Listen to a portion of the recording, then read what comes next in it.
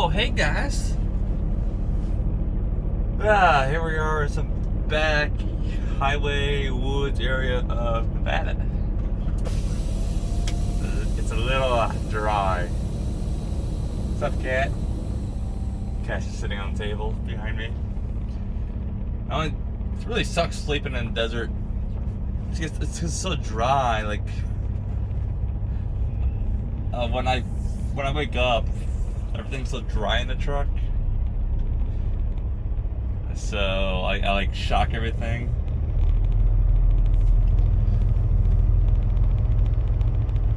But what's great about this area, it's really easy to find a place to sleep.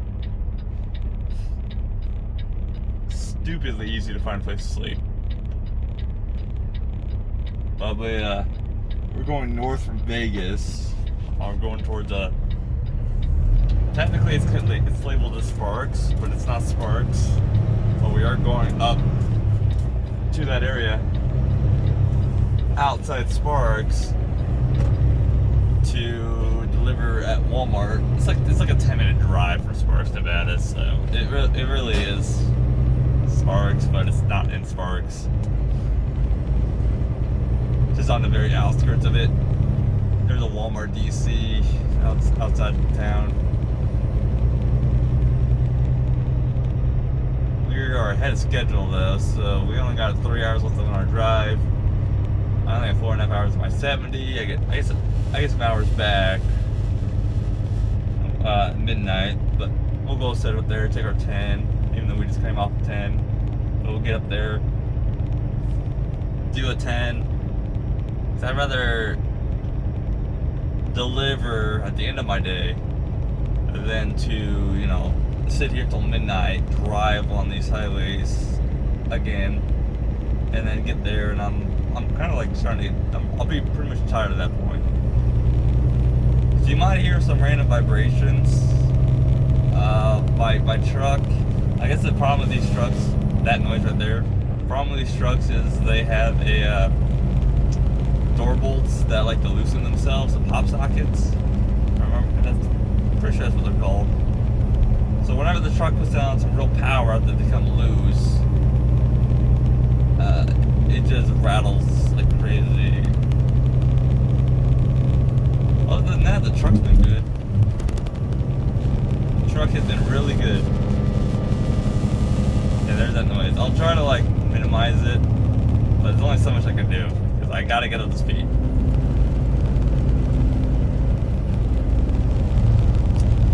I've done 3 trips so far. I've been ahead of schedule on all of them by hours. Truck has, this is a heavy load. Well, this is 34,000. Wait, no, 36,000. That damn noise though. Trust me, it drives me crazy too. 36,000 pounds going from right outside Houston up into Sparks. I took the 40 over. So the truck had to climb a ton. When I was Houston, I cut up on I think it was 85. Sounds about right. 85 up into Lubbock, whatever. And then I took more 85, and it came over to New Mexico, Clovis. And that's when I got up on the 40. So it was a bit of a climb. Yeah. Saw a crap ton of deer in Texas, a crap ton. Even had a voice of roadkill on the road. I mean, sure, I could probably run it over and not take damage. Might risk it. I generally try to avoid carcasses. I try to avoid hitting anything, really, even rabbits. I've hit one animal, and it was a rabbit. But that rabbit was suicidal. I saw him, I slowed down, he hesitated, and then okay, it's what is he gonna wait for me? And then I tried to get back on it, and then he sprints. I was like, oh, too late, can't avoid this one. Crushed him directly with my steer tire, just ran right over. So he almost made it, almost. Although I did run over a rabbit yesterday, but I didn't actually kill it. Well, I don't know if I killed it. I know I didn't hit it. He ran right, I drove right over the top of him. Now, I don't know if something that small probably got blown over as I crossed, ran over them. Because trucks move a lot of air. They really do.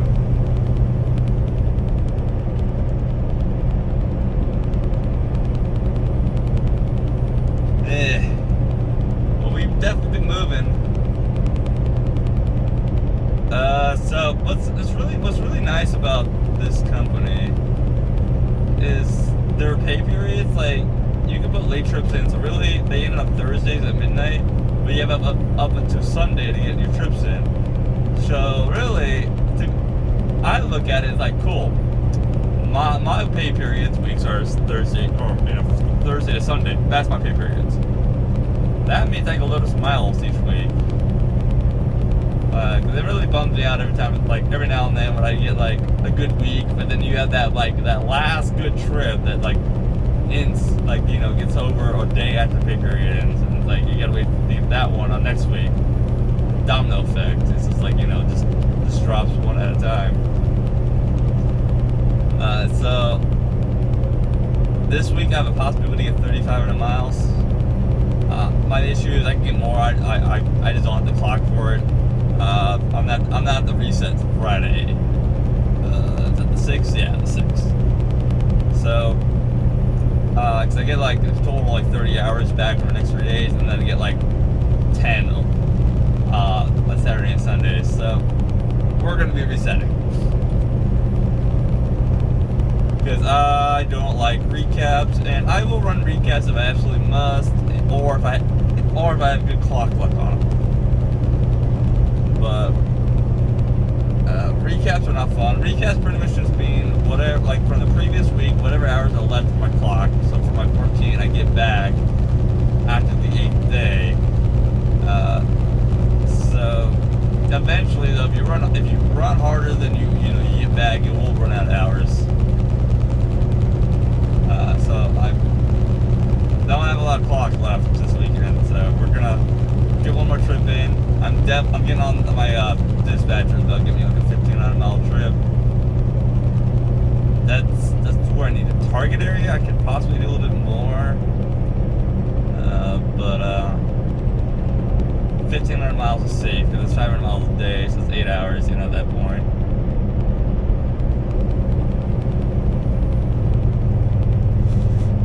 You better get on it, little explorer.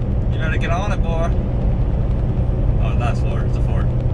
But it is not Explorer. I don't know what the hell else like that. If I knew there was going to be collision chance, I would slow down. But some of these guys just don't. Okay, guys, when you pass on a highway like this, a one-lane highway, always treat it like you're pretty much having to race the guy you're passing. So, you don't get over going 70 and then just cruise control past somebody. Unless it's, you see at night there's miles and nobody coming. You just see just nobody on the road. But always assume there's gonna be somebody there, or you have less than a mile to pass. So pretty much get over, step on it, get back in front of the guy, and then slow down. Most cops will not pull you over for that, as long as you immediately get back off it. Oh, but yeah, this truck has been good. No real problems other than that door bolt, which I guess is an issue with the build itself on all the trucks. I guess the T680s, that's a common problem on them. That bolt is when you open the door, it sort of attaches the door to the frame. There's two of them, and just the vibrations over time loosen them, and opening and closing the wear and tear, I guess. Which, all right. Oh shit. Yeah, it's what I hate about this back highways, these little fucking towns. Middle of nowhere. That slow you all the way down to half the speed. Or to 25. Now okay, I will lie. There's not really a hate, a dislike, or a problem, but it is a little bit of annoyance. The Jake brake, there is no manual override on it. With a Freightliner, if I turn that fucker on, even cruise control, it was shaking. This doesn't seem to be the case. If I jake with this thing, it only seems to be when it's on, I can only jake while braking, and that's, I don't want to sit on my brakes at Jake. That's a little weird. And the high mode can't hold it at 70 going down 6%. You can hold it at 5. To be fair, 6% is pretty steep. That's just my load I have on me, but the Freightliner jig was just like, it was really nice. Not to mention, like, that thing was actually pretty strong. This one's not as strong. To be fair, I didn't drive the Freightliner 70, so I mean, I'm comparing 65 to 70, and that doesn't sound like a huge difference, but it is. Yeah, boy, now we're gonna put on more power. Cat's been doing pretty good in this truck. He has been coming out more.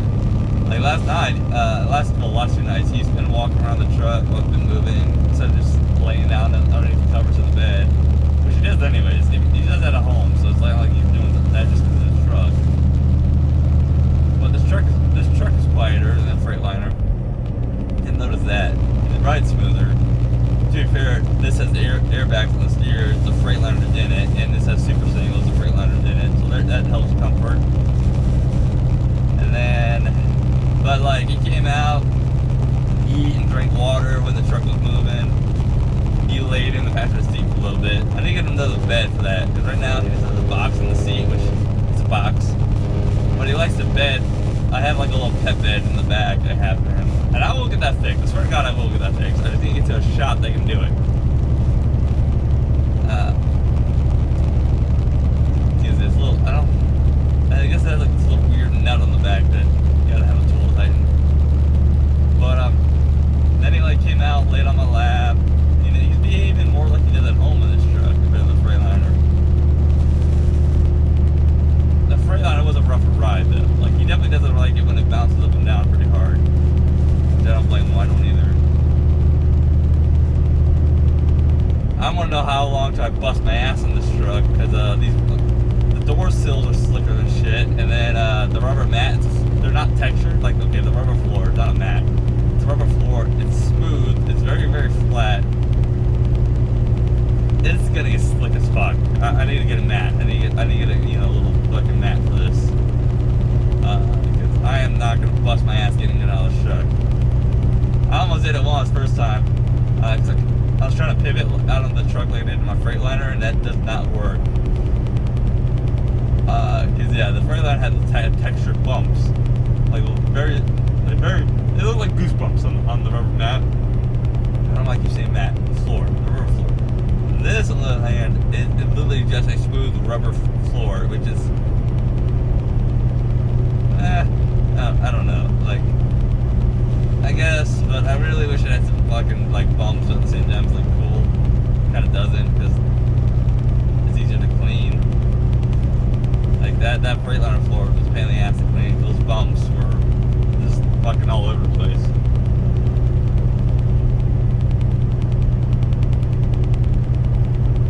I've yet to be back on these highways in the winter, so I have no idea if these get, like, snow or anything.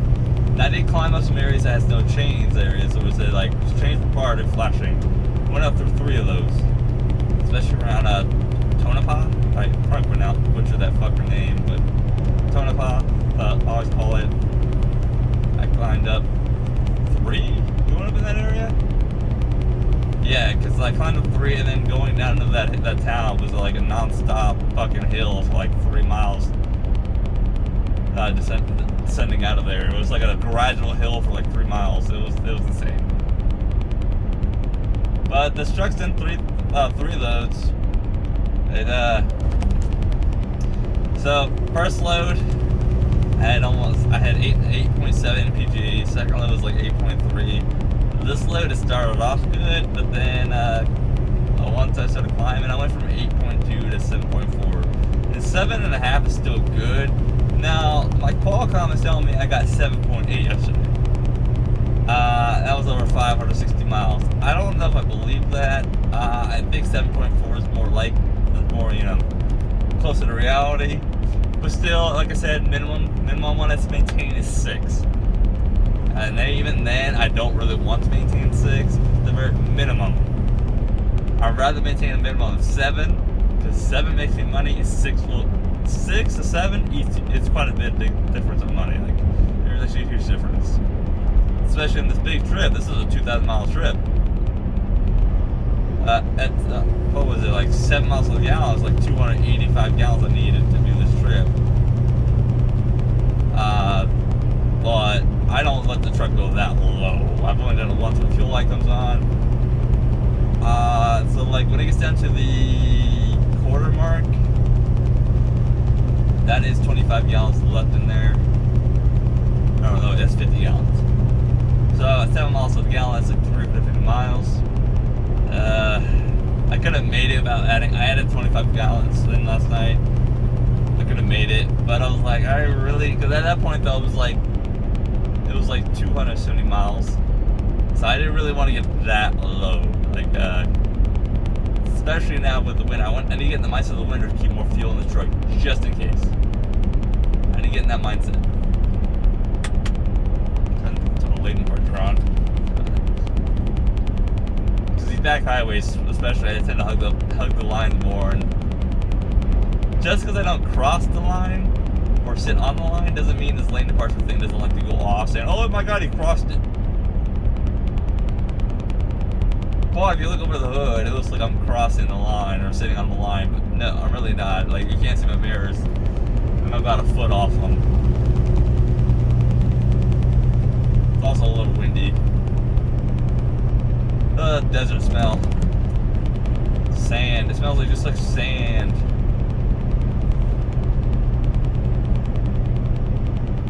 The only downside about these back highways at this time, because it is, oh God, what time is it? It's like 5, I think, 6, something like that, is if I gain up on somebody, I can only do 70, and they're doing like 69, 68, 65, you just say 65, it's going to be hard for me to pass them, and I don't have adaptive cruise, so I really wish this truck did. Like, people hated it, I like it, granted it has its pros and cons. Sometimes I like to just randomly slam on the brakes over shadows, fine, but for the most part, it didn't bother me. You kind of learn to expect, or you know, expect when it might do it, and then kind of just get ready. And it really, if it starts braking, it's as simple as just turn the cruise off, or just tap the brakes. Only ones that I almost had it try to fucking kill me, and that was the International. That wasn't the Freightliner. The Freightliner was definitely better. But sometimes you get a rotten egg one. Sometimes. Like, I was International going from Denver, leaving Denver. I was coming out of Denver. I was going northbound. There's some bridges that you go under. And it was raining. That doesn't help. Rain does not like the adaptive cruise because it causes extra glare and shadows. And I was going up a hill, truck's putting its power down. I was empty too. This part sucks. I was empty. And it wasn't like heavy rain, like the road was wet, but so we're climbing, and it sees a reflection of something, it catches the reflection glare of the bridge sign, and it just locked them up. Completely locked everything up. The trailer kicked out a little bit. Well, luckily, I fucking was reactive picking up. So, like, I broke the cruise and just put the power back down. The trailer didn't slid that much. It only slid over about a foot or two. But it was like, yeah, that's, I can understand why some people are like, oh, no, fuck it, that's a cruise.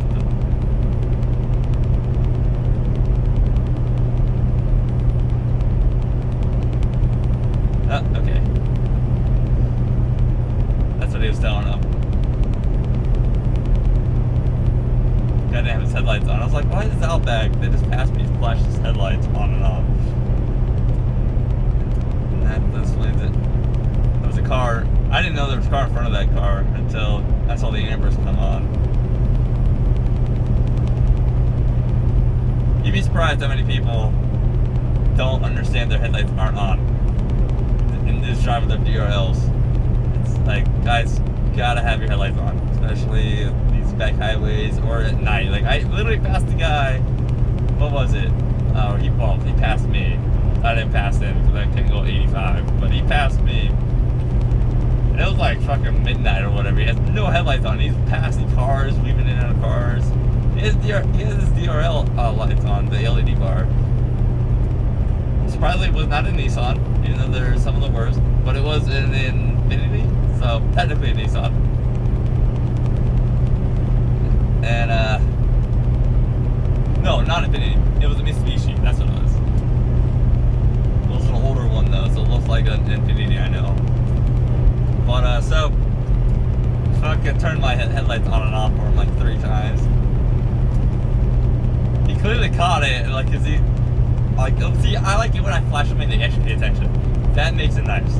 I hate it when I flash them, spend all that effort, cause like, I can't just reach over my left hand on the next to the steering wheel and try to flash my lights on and off. I actually have to reach over to the dash. It's about like a 3-foot reach.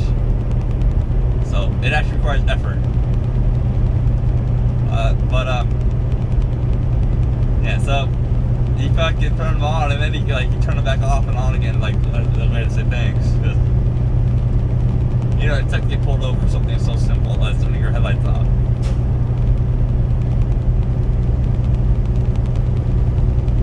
I've been to this Walmart once, and it was a drop and hook. I don't know anything about those Walmart live for unload times.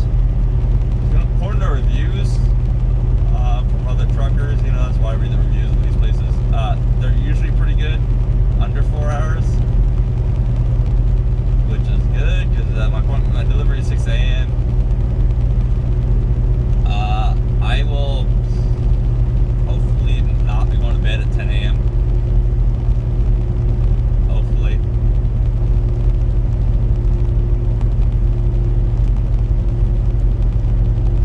But yeah, truck's been good. No problems. My dumbass couldn't figure out how to open my bumper guard. Because I've never had to use that work many of those, and I felt like an idiot when it was a simple pull up on each little little pin, and then push it in at the same time, and then it'll pull back. I knew I was missing something. Yeah, I'm not embarrassed to say it. I actually went to a shop, stopped by a shop on the road, for them to help me figure out what I was missing. Because, you know, I gotta be able to check my fluids. And I knew the fluids were alright because the truck just got serviced before I got it. So I knew it was okay. But that's not my point. Like, I wanted to keep an eye on my own fluids. Like, especially. But yeah, everything under there is date and marks.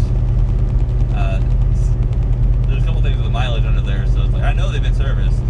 The truck only has 5,000 miles on it since I got it. Oh wait, yeah. 4,500, so. Last week was a little slow, because I only did a 1 load last week. Wait. Yeah. This week, though, I've been busy. We just had a guy post on the Facebook group that he just did 4,100 miles this week, so he was moving. And that was over the 8 days thing. I've done about 37. Seems about right. I have a line of cars behind me that could pass me, but they just won't. But hey, guys, I'm gonna get off here because I need to eat my Pop-Tarts. I'm hungry. I'm not gonna eat dinner until I get to outside the Walmart, and then I'll find something to eat. I also don't have my hotspot refuses to connect to the towers out here, so I'm hoping when I get up to the Walmart, this is right off 80, that I can actually have internet back out in here. Because my phone has service, but my fucking hotspot, who uses the same fucking towers, won't get service. It's a little weird. Maybe the bad is just being weird. But hey, you guys, you know, stay safe out there. And, you know, I'll catch you guys next time. Bye!